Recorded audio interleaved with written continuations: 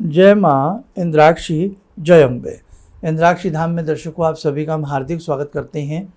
आज के दिन जिन जातकों का जन्म दिवस है, मैरिज एनिवर्सरी है, उन सभी को हमारी तरफ से बहुत बहुत शुभकामनाएं।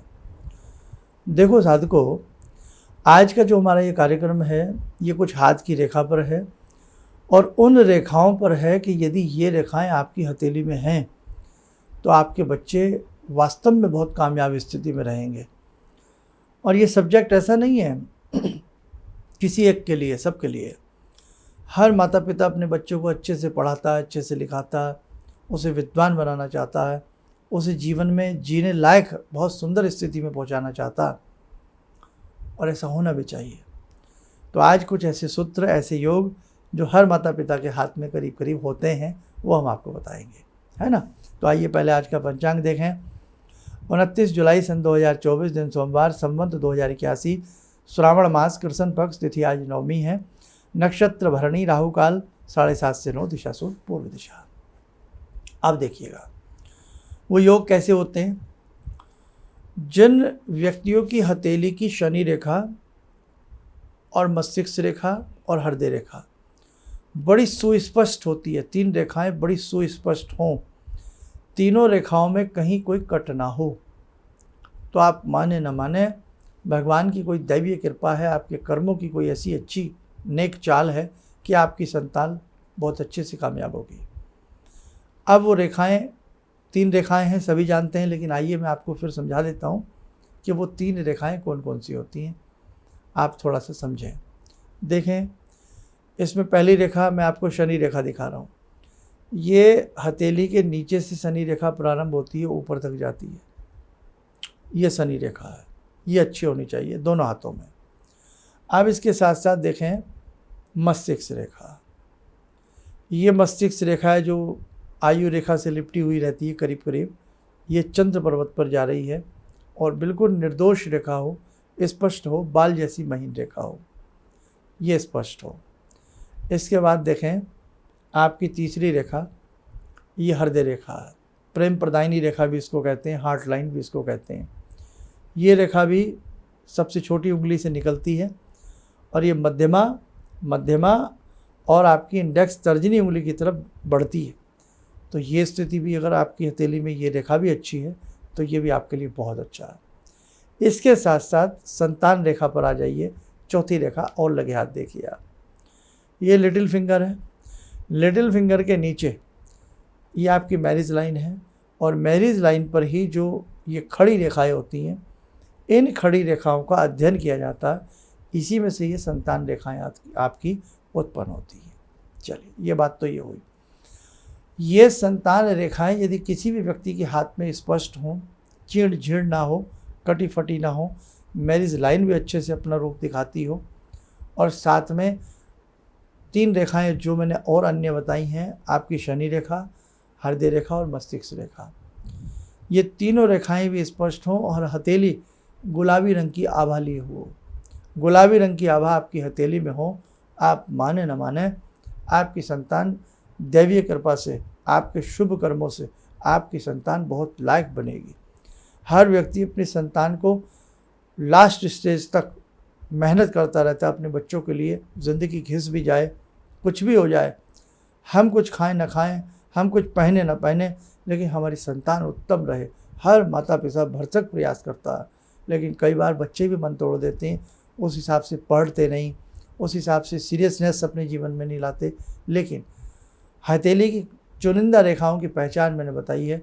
आपके बच्चे, आप ऐसा नहीं है कि आप बेफिक्र हो जाएं, चादर ओढ़ के सो जाएं, नहीं साहब। मेहनत हर माँ बाप अपने बच्चे के साथ करता है और करनी चाहिए, लेकिन ये योग आपकी हथेली में है तो ईश्वर के पास से आपके बच्चे बहुत अच्छे रहेंगे, लायक बनेंगे।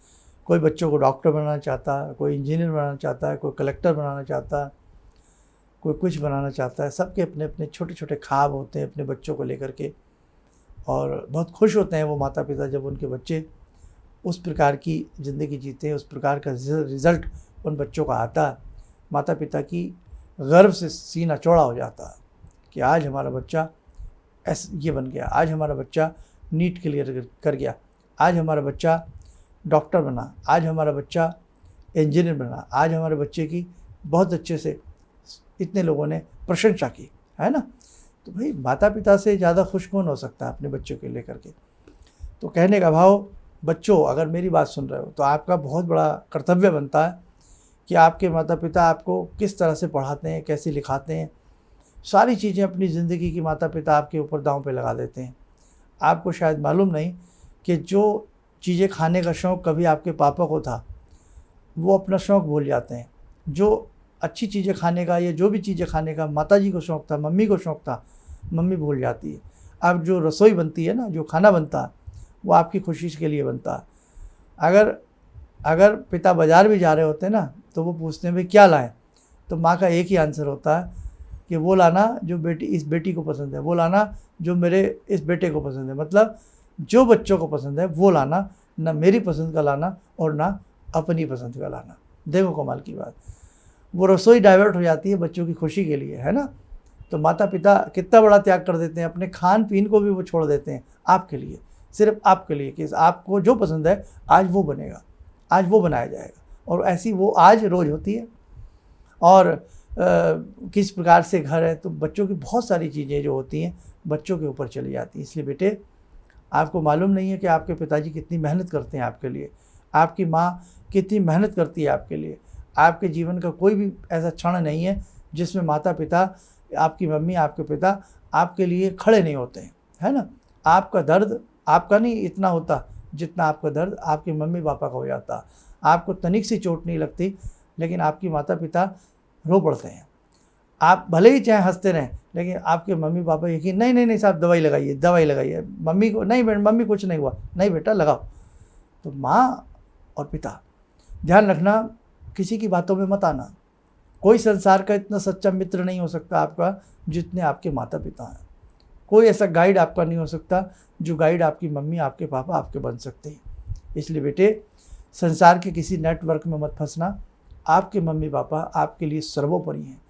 तमेव माता च पिता तमेव, तमेव बंधु च सखा तमेव, तमेव विद्या च द्रविणम तमेव। ध्यान रखना हमारी बातें। इसलिए आज वो समय नहीं है, आज वो समय नहीं। मैं आज की बात कर रहा हूँ, मैं पूर्व जन्म में नहीं जा रहा, पिछले जन्म में नहीं जा रहा, 20 साल पहले नहीं जा रहा। मैं इन 10 सालों में जो समय बदला है, इन 10 सालों में जो बहुत सारी चीज़ें बदली हैं, वो सब ने देखी हैं। आप तो बच्चे हैं अभी। इसलिए बेटे, माता पिता का कहना मानना, माता पिता की बातों में रहना और अपने धर्म पर अडिग रहना। भगवान का नाम भी लिया करें, कुछ पूजा पाठ भी किया करें। चलिए खैर, तो कहने का भाव, जिन माता पिता के हाथ में इस प्रकार के योग हैं, इस प्रकार की रेखाएं, भगवान की कृपा। और जहाँ नहीं है ऐसी रेखाएं, कुछ उबड़ खाबड़ हैं, कटी फटी हैं, हथेली में लालिमा बहुत अच्छी उस हिसाब से नहीं है। अब ये कई चीज़ें बीमारी के कारण भी होती हैं कि कई बार जो लोग बहुत बीमार रहते हैं उनकी हथेली का रंग नेचुरल पीला सा रहेगा, कई बार काला सा रहेगा, कई बार रेखाएं छीण छीण रहेंगी, कटी फटी रहेंगी, तो उसमें कोई चिंता की बात नहीं है। लेकिन जहाँ ऐसा नहीं है, वहाँ आपका जो गुरु मंत्र है, आपने जो गुरु मंत्र लिया है, उसे अच्छे से पढ़ें, या बच्चों की अच्छे से वैदिक कुंडलियाँ बना करके उस कुंडली में क्या कमी है, कमी क्या है, अच्छाई तो है ही जो भी है, लेकिन कमी क्या है, जो कमी है, जो ग्रह कमज़ोर हैं, उस ग्रहों का उपाय टाइमली आप लोग करिएगा, आपको अच्छा रिजल्ट मिलेगा। कुंडली नहीं है तो बच्चों के हाथ की रेखाओं से भी आपको क्या करना चाहिए। बच्चों की भी नहीं दिखा सकते, कई बार ऐसी स्थिति आती है, बच्चा विदेश में पढ़ रहा है, या आजकल बच्चे बहुत सारी बातें इनको नहीं मानते, तो माँ या पिता कोई भी अपने हाथ की रेखाओं के आधार पर भी अपने बच्चों की विद्या को, अपने बच्चों के भविष्य को संभाल सकता है, टाइमली कुछ अच्छे उपाय करके। चलिए आइए, समय हो चला आज की ध्यान साधना का, जुड़ते हैं आज की ध्यान साधना में भगवान सदाशिव शंभु से।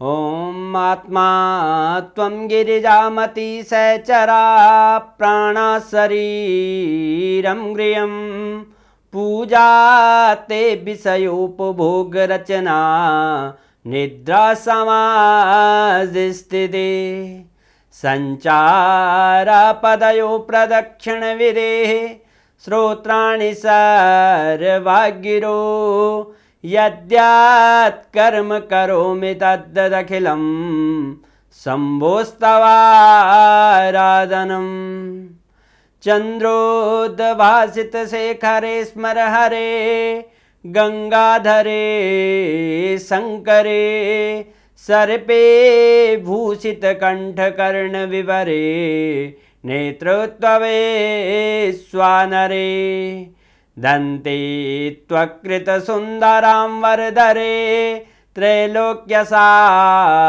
हरे मोक्षार्तिं कुरु चित्तवृत्त्यमचलं मन्येस्तु किं कर्म वे वन्दे देव उमापतिं सुरगुरुं वन्दे जगत्कारणं वन्दे पन्नगभूषणं मृगधरं वन्दे पशूनां पतिं वन्दे सूर्यशशाङ्कवह्निनयनां वन्दे मुकुन्दप्रियं वन्दे भक्तजनश्रयं च वरदां वन्दे शिवं शङ्करम् ॐ कर्पूरगौरं करुणावतारं संसारसारं भुजगेन्द्रहारं सदा वसन्तं हृदयारविन्दे भवं भवानी सहितं नमामि भवं भवानी सहितं नमामि। कवच बना लें, ध्यान करें, सदाशिव शंभू का शुभ आशीष हम सबके ऊपर बरस रहा है।